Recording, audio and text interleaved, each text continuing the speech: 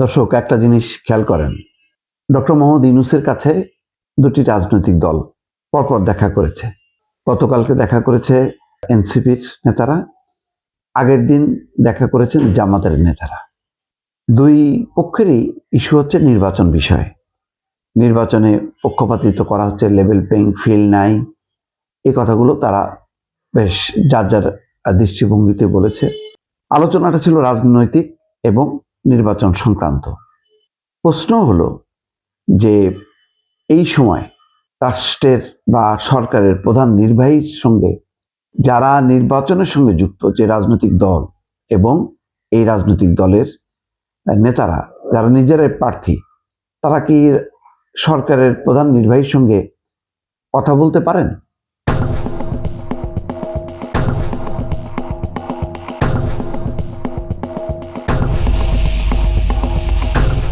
সেটা কি আচরণ বিধি অ্যালাউ করে? এটা একটা প্রশ্ন। এখন একটা যুক্তি উঠতে পারে যে তারেক রহমান তো দেখা করেছেন, কিন্তু তারেক রহমান কি বলেছেন, তিনি কি বলেছেন এবং তার প্রেস উইং, প্রধান উপদেষ্টার প্রেস উইং কি বলেছে? দুই পক্ষই বলেছে যে এটা একটা পারিবারিক কৃতজ্ঞতার প্রকাশ, যে তারেক রহমানের মা বেগম খালেদা জিয়া মারা গেছেন, ডক্টর মোহাম্মদ ইউনূস সেই জানাজায় শরীক হয়েছে। তারেক রহমান 17 বছর পর দেশে ফেরার পর তার জন্য নিরাপত্তার ব্যবস্থা করেছে।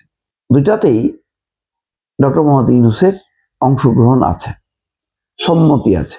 রাষ্ট্রের বা সরকারের একজন অভিভাবকের কাছে যে তিনি একজন নাগরিক হিসেবে কৃতজ্ঞতা জানাতে গেছেন, শ্রদ্ধা জানাতে গেছেন।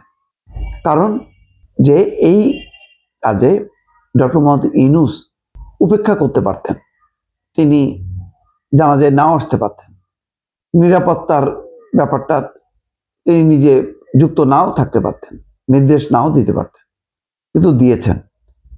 এই কারণে পরিবার নিয়ে তিনি গেছেন, কন্যা জাইমা রহমান এবং স্ত্রী ডাক্তার জুবাইদাকে নিয়ে তিনি দেখা করে কৃতজ্ঞতা প্রকাশ করেছেন। এর বাইরে কোনো রাজনৈতিক কার্যকারণ আছে এটা কোনো গণমাধ্যম বলেনি, কোনো পক্ষই স্বীকার করেনি। সুতরাং এটাকে একেবারেই রাজনীতির বাইরের একটা বিষয়, একটা সৌজন্য, একটা ধন্যবাদ জ্ঞাপনমূলক একটা কর্মসূচি বলা যায়। এর সাথে রাজনীতি, নির্বাচন কোনো কিছুরই যোগসূত্র নাই।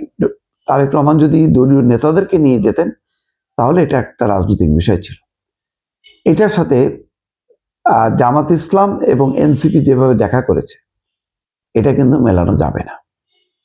বরং তারা যেটা বলেছেন, তার প্রেস ব্রিফিংয়ে পরিষ্কার, তারা রাজনৈতিক বিষয় নিয়ে, নির্বাচন বিষয় নিয়ে অভিযোগ করতে গেছেন।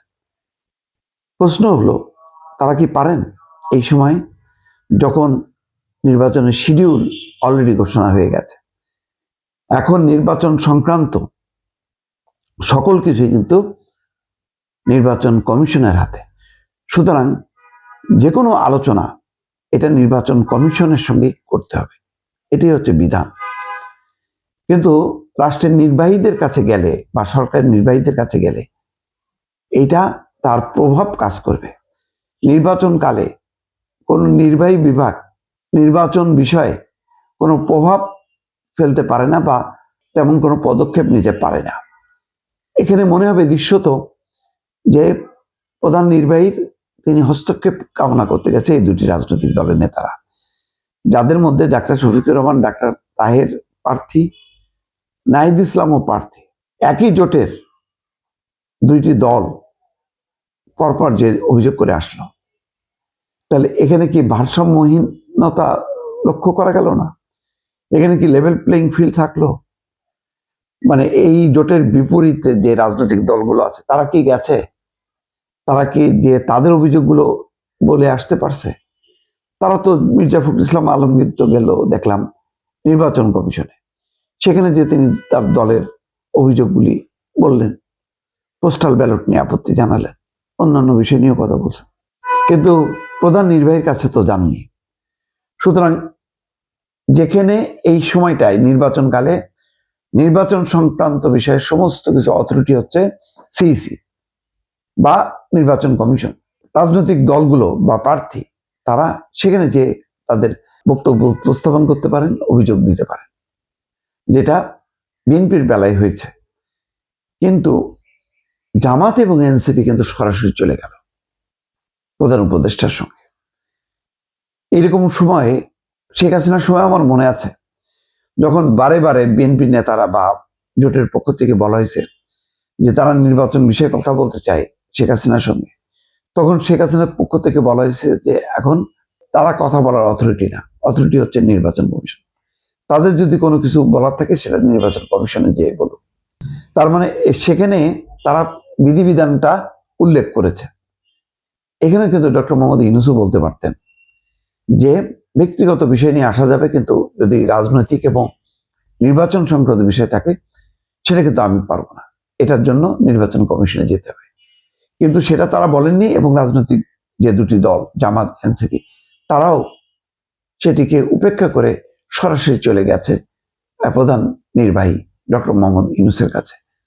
এটা কি নির্বাচন আচরণবিধি লঙ্ঘন না? প্রশ্ন আমার।